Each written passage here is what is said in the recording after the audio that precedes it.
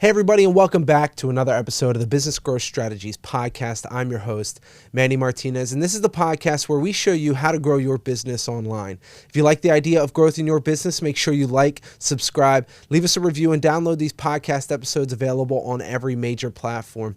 In today's episode, I sit down with Kyle and Dave to go over duct-strip.com. Duct-strip is a mini-split cable used to install, mini splits, but in a more effective, more efficient, and safer way. Owner and CEO Craig Joyce has trademarked the rip and strip technology, and we're excited to talk about it here today. Now, this isn't the normal episode where we're digging deep into all the paid and SEO efforts that a company is using. Instead, we're going to be exploring some awareness strategies like cold outreach to see where we can find different growth opportunities in this niche market. We're really confident you're going to enjoy this episode, so stick around and let's get into it. Welcome to the Business Growth Strategies podcast. For over 20 years, our team has been utilizing digital marketing tactics to help businesses generate more leads, close more sales, increase customer retention, and make their team more efficient. We're excited to share what we've learned and help you grow your business.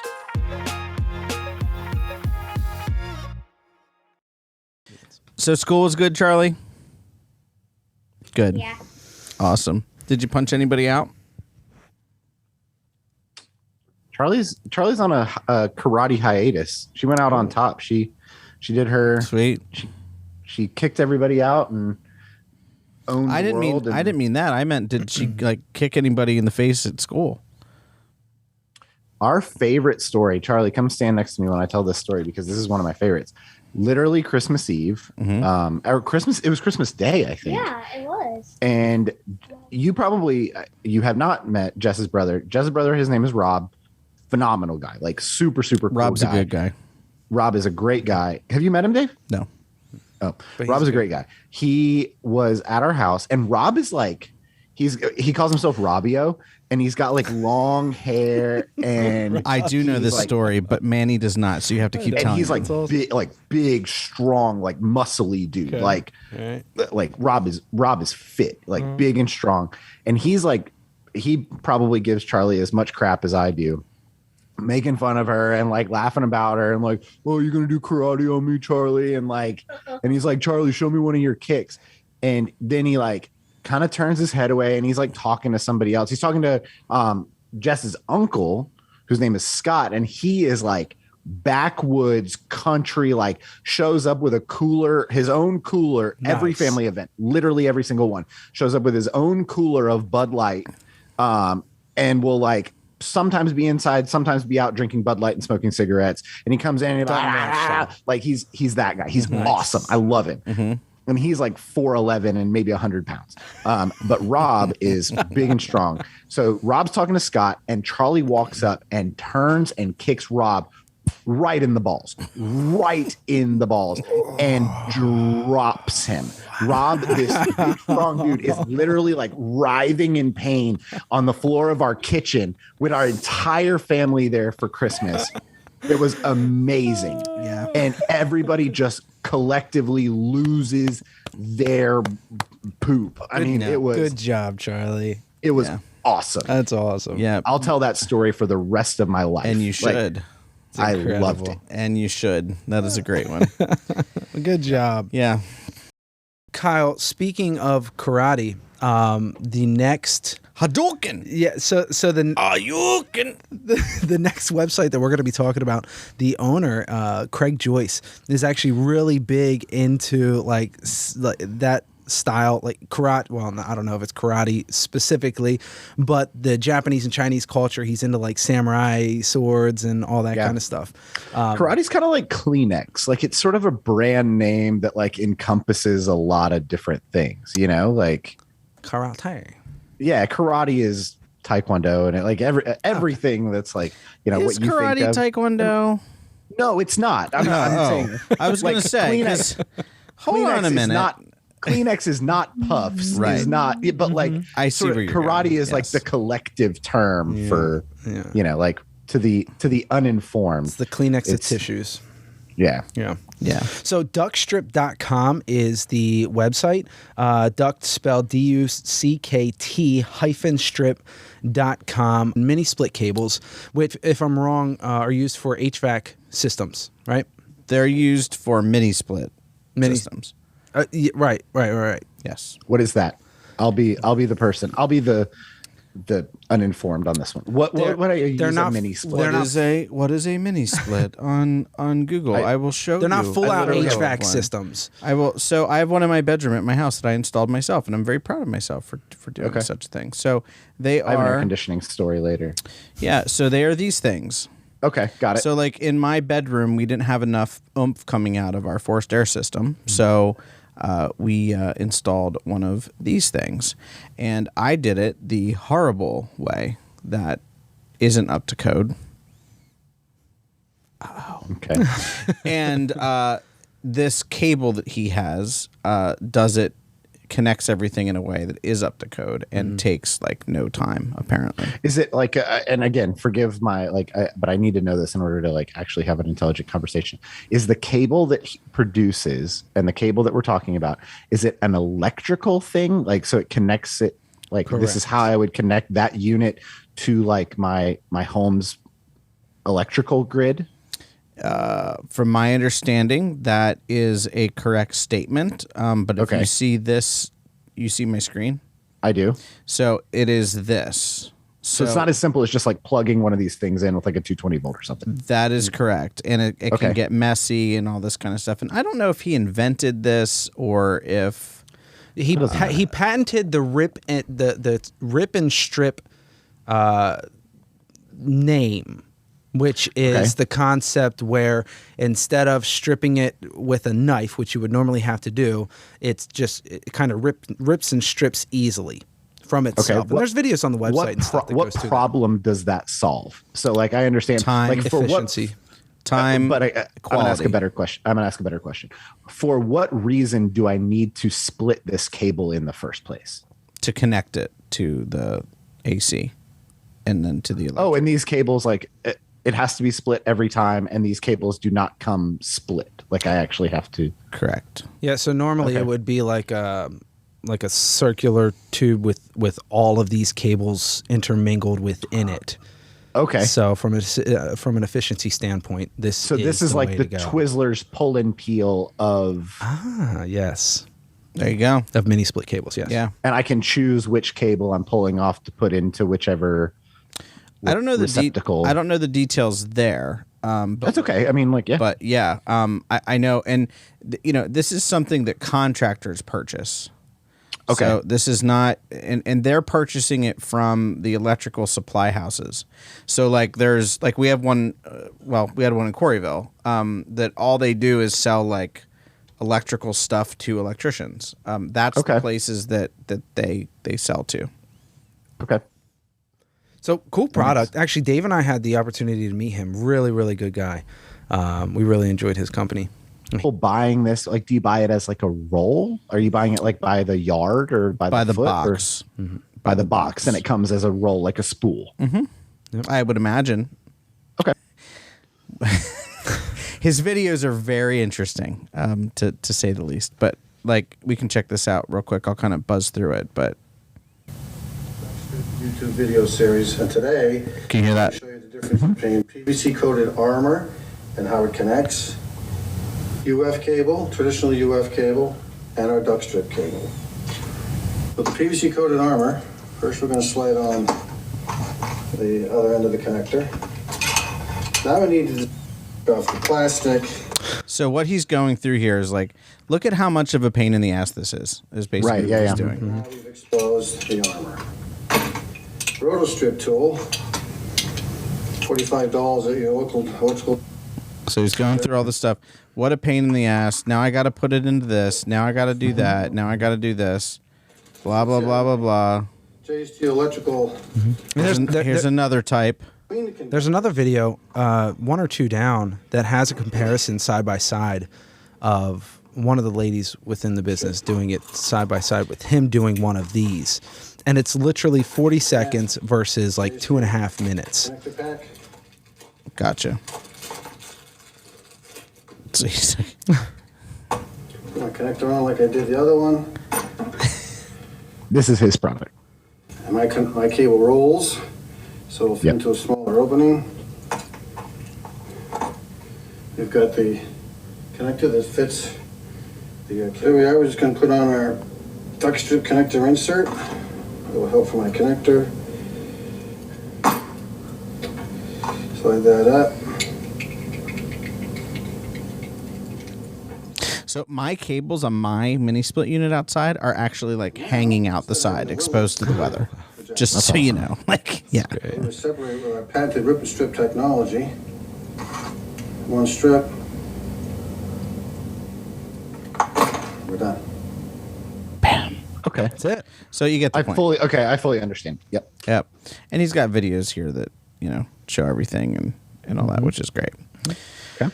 Yeah. So let's dig in. Yeah. So this is a unique one, Kyle, because, he actually sells through manufacturers' reps Okay. who then sell to these electrical supply houses. Okay. However, I believe that it's possible that he could target, for example, it could be like a two-prong approach where he could target people that have recently looked up mini splits with branding type videos on why this, from a safety perspective, on why this is better. So that it would actually, kind of like the pharmaceutical companies do, where they say, like, ask your doctor about this specific brand of medication, or, something like that. So Yeah. but he also talks about installers. I think that, I'm wondering if from a log into Ahrefs here just to see about his link building situation, because I'm wondering too. Because people aren't really, I don't think people are searching for mini split cable necessarily. No, this is a this is a product. It seems like people don't really know that they need a better version of, or even like how to refer to it. Right. So it's more of a, you have to go after the people that were searching for mini splits because they're going to potentially be, of interest. But look at this. So he's only got, a couple of domain pointing to him. But I feel like this is something that, he could. What's his DR? Okay. Tiny. Yeah. So, but all of these people he's referencing should be linking back to him. Sure. That's a huge opportunity from a link building perspective, just to give it some authority. But then on the where to buy link, these are the sales reps that he sells through, which are the manufacturer's reps. So I don't know, and this may or may not be of benefit to him directly, because I don't know his current situation in that much detail. But, if there are other types of sales reps out there, we could certainly market to them, and we could do that through exporting from LinkedIn, sending emails, creating a targeting campaign in Facebook. And then the distributors, I think, is a huge opportunity. So like these electrical supply places, it's like, I have no idea if, like the one in Coreyville, they sell a ton of product out of there. Yeah. I have no idea if you can buy this there or not, So, but that's the kind of three-prong approach I would do in this one. I would want to have, a campaign that's going after to get new manufacturers reps, a campaign that's specifically going after electrical supply places, and then a campaign that's going after, from a branding perspective, the consumers, and then maybe even lastly trying to go after buyers at some of the big, the big places, the Home Depots, Lowe's, Walmarts, all that stuff. Because we've done buyer campaigns before where we would target like people like Pep Boys and, where it's because you can find buyers of big companies all over the place. Here's a question. Where did you get your mini split cable when you got your mini split? It came with my mini split. Which is another. So that was yeah. Manny and I might be sharing a wavelength right now. Hold on a minute. That's not true. Go ahead and share. But what I said is not true. Could you reach out to? So yours is a Mr. Cool unit. Is that the brand of your unit? So yeah. So okay, could you reach out to Mitsubishi and Mr. Cool and all of these? So I mean, because I think the biggest coup would be to have duct strip be the provided mini split cable that comes with these units, right? If a mini split cable does come with these units, Right. So plus the advantage to them, from a messaging standpoint is, let's say that Mr. Cool has exclusive distribution rights, within that industry, so Mitsubishi can't include it or whatever, then all of a sudden now Mr. Cool gets to say that it's the safest and it's the, the easiest to install, and it's all of those different things. Yeah. That's a great point. I mean, what happened here, so this is the unit that I have. So this sits outside and this sits inside. So his cable, I believe, I'm 99% sure, is the cable that attaches the outside unit to the inside unit. Now, I got something that looks like this. Those look like water cable. Those look like water pipes. Okay. Or coolant lines. It is. They're self-charged coolant. They're pre-charged. But I did not have to buy a cable. Now, it's a specific DIY thing. I didn't have to buy the cable. I think it just runs through a tube I had to buy. I don't even remember, to be honest. But I can tell you that the cable that goes from this outdoor unit to my actual electric panel box, that's all jacked up. Because I didn't know what to buy. I did some research and went to Lowe's, and it's hanging on the outside of my house. It's like no way is it up to code. There's just no way. Yeah. So, but yeah. So I think that, there's a ton of people searching for mini splits. Do you imagine a domain who was that you got yours from? What was that again? That you got your mini split Mr. from? Cool. Imagine a domain like that referring back to duck strip. That would be huge. Yeah. So, all of these, mini split phrases in here, the volume is crazy. That's that is wild. I would never have expected that level. Yeah, so it's perfect for they're great for when I want to put one in here in the room we're sitting in right now, because what it does is it makes this room exactly how you want it to be, hot or cold, super fuel efficient. I think they say $20 a month or something. Oh wow! Compared to a window AC unit. Just super, super effective, and it's quiet because all your fan noise is outside, so you don't even hear the thing. It can be cranking and you don't hear a peep. We have those. We've used those a lot in kitchens. Okay. In our kitchens in the past. Yeah. Well, see, that's another thing. See, we have this issue with this challenge in this room, Kyle, where our heating, the heating for this room is controlled by a thermostat downstairs. Right. And the heating system is technically in a different part of the building. It's so weird. So it gets super hot up here, crazy hot. And if we had that, it sounds very inefficient because now you're heating and cooling at the same time. But that unit would actually keep it, the right temperature in here all the time. Mm-hmm. Right. Yeah. We had a similar issue in one of our communities where we had what's called a country kitchen, where it was, people would come and we would serve them their breakfast, their brunch, whatever, right from there. And we had a little closet that was, off to the right, that held some food, some things that didn't need to be refrigerated and stuff like that. But our thermostat wasn't in that room, but everything was being heated, and that door had to be closed and locked overnight. So you'd come in the morning and it would be 90 plus degrees in there, and we're wasting food because that stuff's rotting because it's over ripening overnight because of it being so hot. So we had to put a system in there. That's crazy. One of these, yeah. It's super efficient. You're right, Dave. So another thing that they could do too is, these are people that would be seeing these videos. All I did is I typed mini split into YouTube. So the people that would be seeing these videos are people that are probably thinking about installing it themselves. Many of these people probably make the decision to not install them yourself because it is super challenging to charge these cables. You can't just go and charge them. So that's the whole point of the Mr. Cool company that came out with the DIY ones.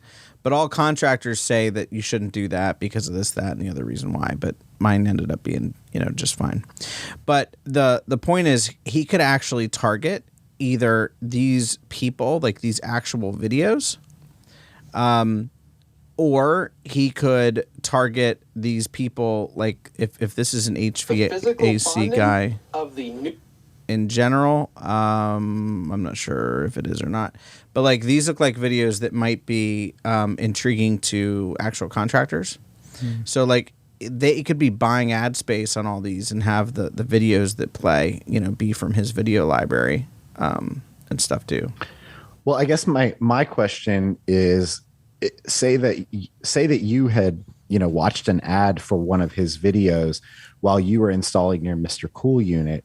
Would you have known how to replace whatever the mini or the cable is inside of your unit? Like, is this something that a homeowner or a consumer could use? Yes, technically. But what I'm saying is I believe that the people probably watching these videos are more on the contractor side. Okay. I would imagine, or they're super, super handy. I mean, Capable, these are pretty, yeah. The other thing you can do too. So you can look up, HVAC associations. And I don't know, I'm just guessing. So here we have engineers, heating, ventilation. Nope. Looking for is, what associations. Here we go. The ASHRAE. That's awesome. Okay, here we go. Oh, it is this.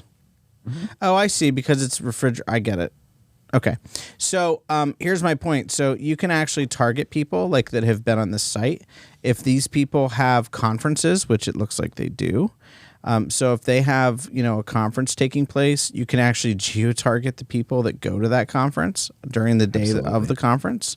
There's 1,000 things you could do. You could set up, oh my gosh, here you go.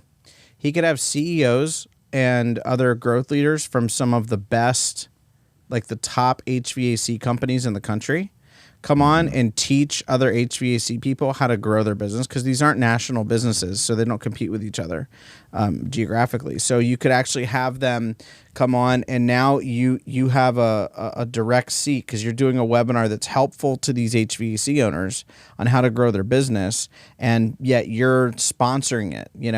You could also, we did this for Armstrong Flooring years ago, he could create a lead generation website for HVAC people, and then say, hey, I'll give you these leads at a discounted cost if you, always use my cable. So by creating stuff that's super hyper valuable to other people in the HVAC industry, he could end up getting his cable into more of their hands. Wow. is my whole point there. Yeah, that's powerful. And I think that, it goes back to one of the things that is really sort of a core principle of any digital marketing outreach, / business growth endeavor, which is being able to empathize with the people who are ultimately going to purchase your product, and kind of going, okay, outside of just like, hey, I built a better mousetrap here, what is it that these people actually want, and how can I facilitate that for them? So what HVAC contractors and electricians and the people who are using this product, the end users at least, what they want is more leads, more customers, and a bigger business. So if he can figure out a way to provide that to them independent of, or relatively independently of his product, then it also affords him the opportunity to say like, hey, this is brought to you by so-and-so. And he's collecting, and I feel like I mentioned this, and apologies if I sound like a broken record for the, thousands of you who tune into every single episode. Right. But what he's also doing is he's acquiring first party data. Yeah. He's getting the names and contact information and email addresses and phone numbers of the people who are ultimately going to be the decision makers when it comes to his product. And he can reach out to them on an ongoing basis. He can email them. He can talk to them. He can learn from them. He can understand them a little bit better. There's so much value in owning first party data, and so much risk in not owning first party data. Yeah. And yeah, like another thing, like on that note, like inside of Sales Navigator right here, I just pulled up people that have heating and cooling in their, their stuff here. So these are 160,000 leaders in the heating and cooling industry. And he could even send, check this out. Like, hey, Brian, I need your help if you don't mind, could be the subject line. And then in the email, he could say something like, hey, Brian, I'm the inventor of this duct strip product that, is for sale in 85 electrical supply houses across the country, blah, blah, blah, whatever it is. I know it's more than that. But, I need your help. We're doing a survey. We want to create something really awesome for your industry that would be really helpful. Here are a couple of ideas that we're thinking about. Would you mind just share, would any of these be not of interest to you, but would any of these get you excited, or am I going down a horrible path here? Thanks for your response in advance. You're not trying to sell anything, but you're literally just reaching out. But what did you just do? You just put an ad in front of their face, right. Is kind of what you did. And then the people that submit and actually talk about it now, boom, he could create, oh my gosh, best, top executive search firms. So this was huge. I'm just going to go to Google and show you this way. So best headhunting companies. So I have no idea if this is actually going to pull up the site or not. So we go down, Forbes, boom. I made this site. TopExecutiveSearchFirms.com. This ranks for thousands of keyword phrases related to headhunters, executive search firms, all that stuff. Here's what we did here and why we did it. Recruiting firm came to us and said, we want to rank on Google for best executive recruiters, best headhunters, all that kind of stuff. And I'm like, which you essentially can't. I said, your site is not going to rank there because Google doesn't want to take a keyword like that and put you at the top. That's why review sites work. That's why, because Google doesn't want to be the decider of what's best and what's not, but they're willing to link to other people who have taken the leap to be the decider. So what we did is we created this site for them that basically breaks down, who the best are. Now, what this site now gets traffic constantly for people looking for the best headhunters.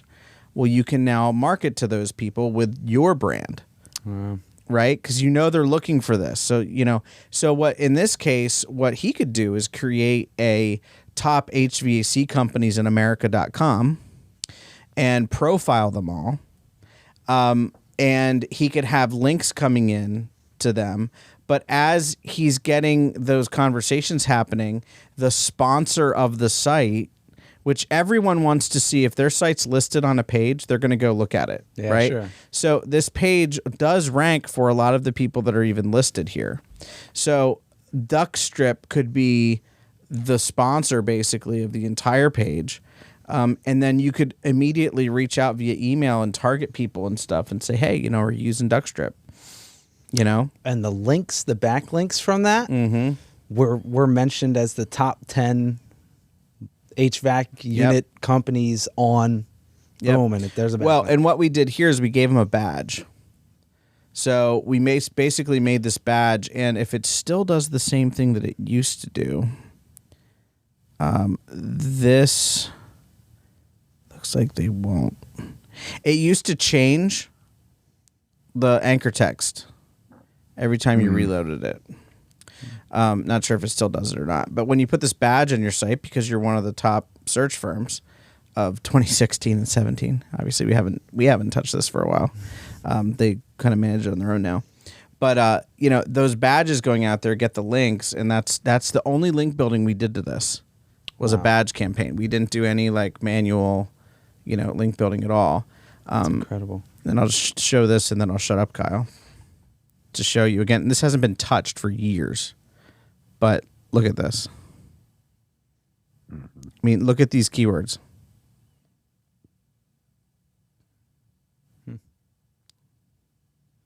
So these are the company names. Executive search, executive recruiters. And then the company names.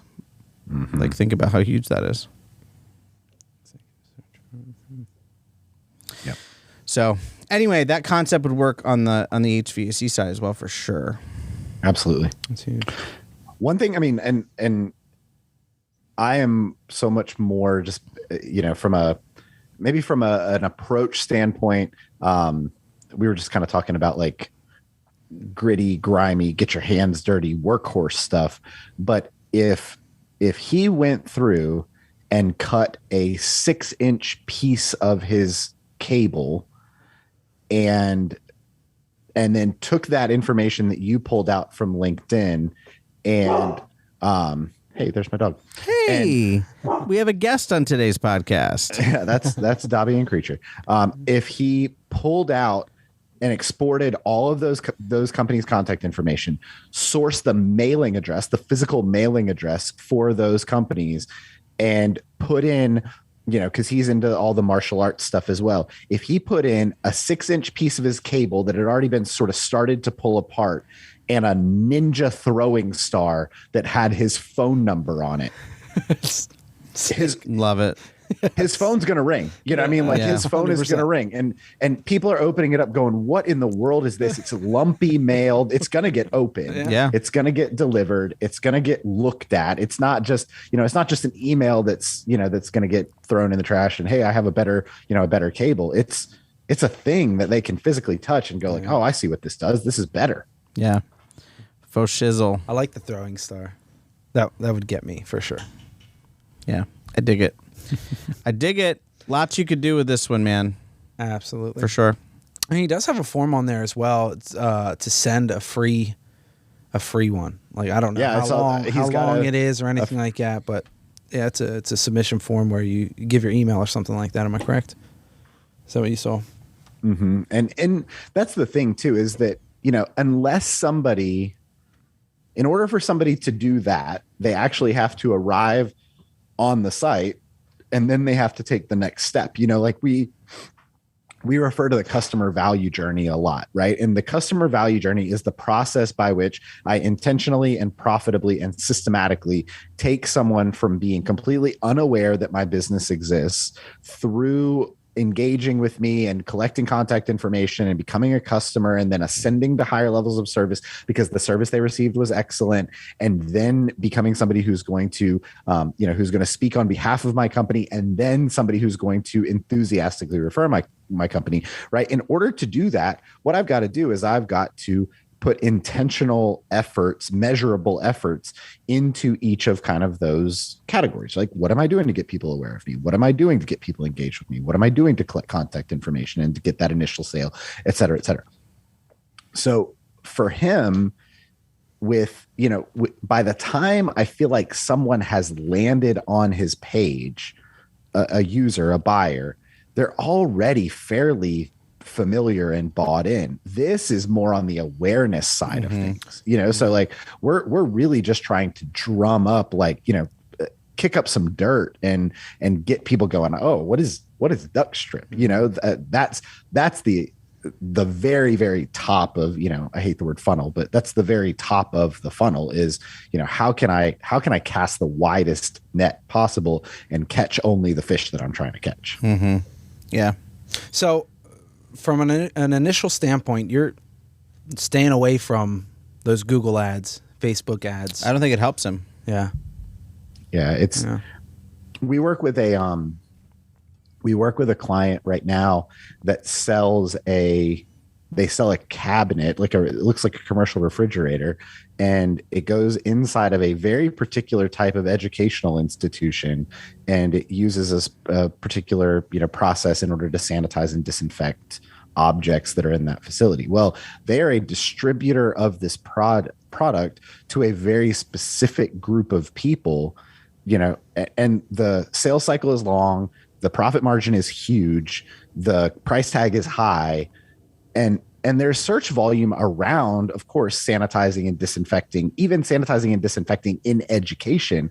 But the vast majority of people who search for sanitizing and disinfecting in educational facilities are not, like, this company is not even authorized to sell to them. Like, they would be violating the terms of their agreement by selling to this company. So I think it's sort of a similar situation here where, for people who are looking for a mini split, that could be everything from an electrician looking for, steps to install one, to a homeowner looking to put one in a she shed, to, there's so many different reasons. And you can't really catch the essence of what this is with any one particular search term. I don't think. I think one thing that I might do, only because I wouldn't have to deal with if you can ship through Amazon FBA, fulfillment by Amazon, you can actually ship your boxes of wire. He could ship his boxes of wire here. And, you can see like horrible reviews on this one. This is that other thing that he was doing. He could do a campaign here. There are people buying this, for sure. Because when you see 51 reviews, Mm-hmm. But he could potentially sell here, and this would almost be like a distributor for him, because he would be shipping like huge containers to the Amazon distribution centers. And then, they would be handling all the customer service and stuff. But, I mean, there are people buying these on Amazon, so that could be a whole nother channel to get into for sure, and I'm assuming he's not here. Well, and especially when you get it's a you.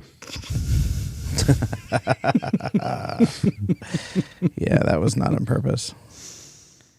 So yeah, it doesn't look like he's especially for something like that. If you're going to do the FBA thing, like it's so, and can we just so that, because we may be talking to people who have not or are not familiar with that concept, the alternatives on Amazon, if you're selling a product on Amazon, it's either FDA, which is all of our products are going to sit in an Amazon warehouse.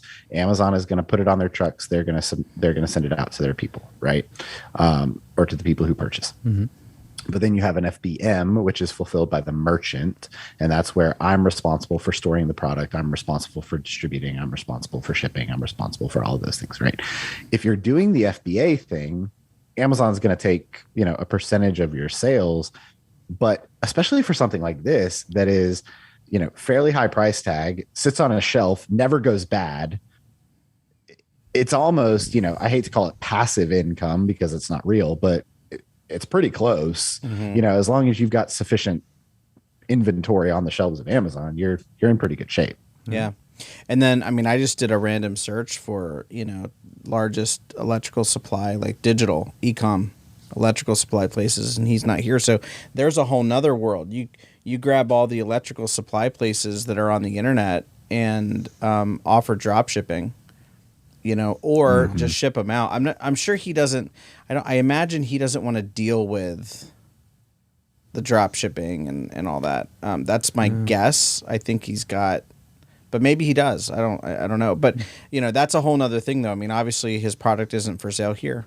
Oh. So, there's definitely other places that could be uncovered, And so not the normal episode where we're talking about a ton of different SEO and paid initiatives that he can take, but definitely still a lot of value. Yeah, in this. For me, it's like get the list, get the database together of who the people are you're going to target. Use email and display ads and YouTube ads to get in front of those specific people.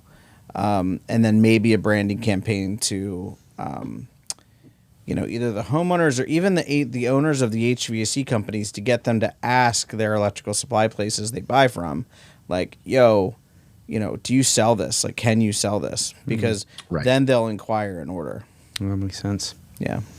Wow, that was huge. So we have a lot of starting points that we can go to here. Kyle, Dave, I appreciate you guys once again. CEO, CMO, or business owner, and you want us to go into your website and give you some tips and tricks on how to grow profitably through some digital marketing tactics, let us know at hello@conklinmedia.com or businessgrowthstrategies.com, and we'll hook you up. Fellas, thank you guys very much. Appreciate you guys. Thank you, Manny. Peace out. We'll see you.